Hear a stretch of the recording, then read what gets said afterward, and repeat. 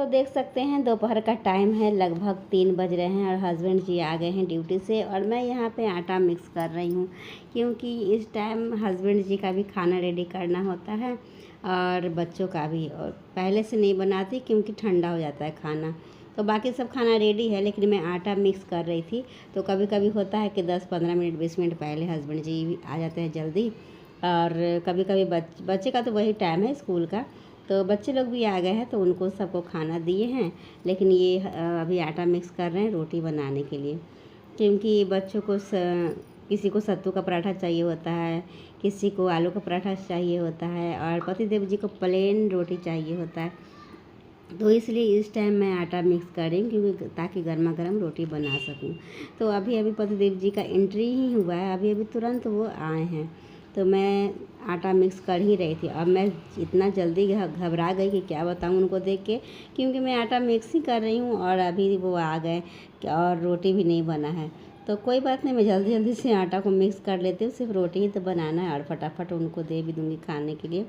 तो वो कुछ कुछ बातें कर रहे हैं और बातें यही है कि ड्यूटी से आए हैं तो कभी कभी जल्दी आ जाते हैं, तो इस विषय में बातें कर रहे हैं।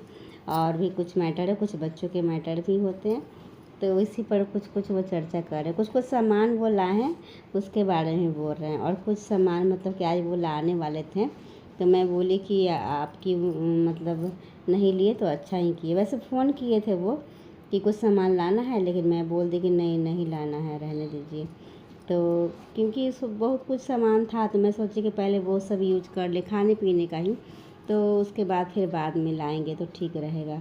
तो इसलिए मैं उनको मना कर दी, तो उसी पर वो बोल रहे हैं कि तुम तो मना कर दी थी, तो हम नहीं लाए, हम तो मतलब पास ही में थे, दुकान के पास थे, ले रहे थे। तो हम बोले ठीक है, नहीं लिए तो कोई दिक्कत नहीं, कल आ जाएगा भाई, डेली तो खाना ही पीना ही है और डेली तो सामान आता ही रहता है। तो मैं यही पतिदेव जी को बोल रही हूँ।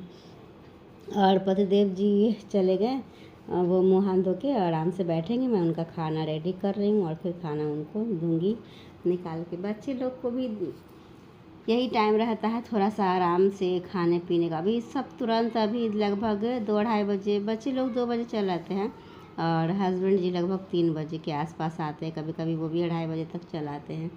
मतलब कभी कभी तो ऐसा हो जाता है ना कि बच्चे और हस्बैंड एकदम दोनों एकदम एक साथ ही आते हैं और वैसे ही एक साथ जाते भी हैं स्कूल। सुबह सुबह तो इतना परेशान हम हो जाते हैं क्या बताएं, क्योंकि उस टाइम हस्बैंड जी भी उठते हैं और उस समय बच्चों को भी उठाना होता है, बच्चों का भी लंच रेडी करना होता है और फिर हस्बैंड जी को कुछ खाने पीना चाय वाय देना होता है।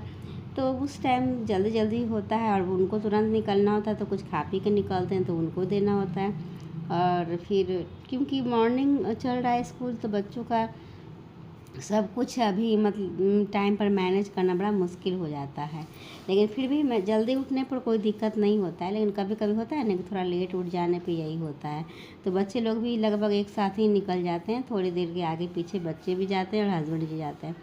तो वैसे ही आने के टाइम भी वैसे ही होता है कि तुरंत बच्चे लोग आते हैं फिर तुरंत हस्बैंड जी आ जाते हैं। तो अभी आटा मिक्स कर लिए और मेरा आदत है, तो अब चलते हैं फटाफट रोटी। पहले प्लेन रोटी बनाएंगे एकदम सादा सिंपल, ना उसमें सत्तू होगा ना आलू का बैटर होगा कुछ भी, तो बिल्कुल सादा सिंपल पहले रोटी बनाऊंगी और हस्बैंड जी को दूंगी गर्मा गर्म, क्योंकि उनको दे दूंगी तो फिर उसके बाद फ्री। तो बच्चे लोग को हम खाना दिए हैं, लेकिन उन लोगों को फिर आलू का पराठा और सत्तू का पराठा देना है, तो आराम से बना लेंगे। तो पतिदेव जी को बोले कि खाना आप खा लीजिए, लेकिन पतिदेव जी बोले कि नहीं, खाना हमको थोड़ी देर बाद देना, लेकिन अभी पहले हमको थोड़ा सा नींबू पानी पिलाओ। तो हम बोले ठीक है भाई, तो मैं आटा मिक्स करके साइड में रख दे रही हूँ। पहले पतिदेव जी नींबू पानी मांग रहे हैं, तो उनको पहले नींबू पानी दे देती हूँ। तो वो नींबू पानी मैं बना के पहले उनको दे दूँ तो फिर माइंड भी मेरा फ्री रहेगा। तो मैं फ्रिज में रखी हुई हूँ ठंडा पानी, तो बस वही ठंडा पानी में मिक्स करूँगी नींबू और जैगरी पाउडर, क्योंकि वो सब मिक्स करने के बाद जब बनाते हैं ना शरबत, तो लगता है कि एकदम से जैसे लग रहा है कि गन्ने का जूस कैसे होता है वैसा लगता है स्वाद। तो यहाँ पे मीठी लेके आई है छोटे छोटे आम, स्कूल से आने टाइम वहाँ पे पेड़ बहुत सारे लगे हुए आम के, बाहर में 2-4 पेड़ हैं, तो जहाँ थोड़ी थोड़ी दूर पे ही पेड़ है, तो वहाँ पे गिरते रहते हैं आम टूट टूट के। और अभी तो काफ़ी हवा चलती रहती है और अंदर भी आते रहता है, अंदर और हवा, तो उसमें यही सब आम छोटे छोटे गिर जाते हैं, झड़ जाते हैं।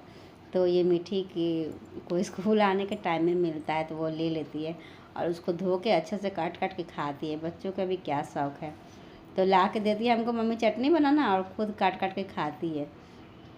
तो चलिए बच्चे हैं उनको खाने देते हैं, लेकिन हम अभी शरबत बनाएंगे। तो मीठी ऐसी ऐसी बातें करती है ना कि क्या बताएं। तो ब्रेड भी हमको ला के दे दी है कि मम्मी तुम ब्रेड को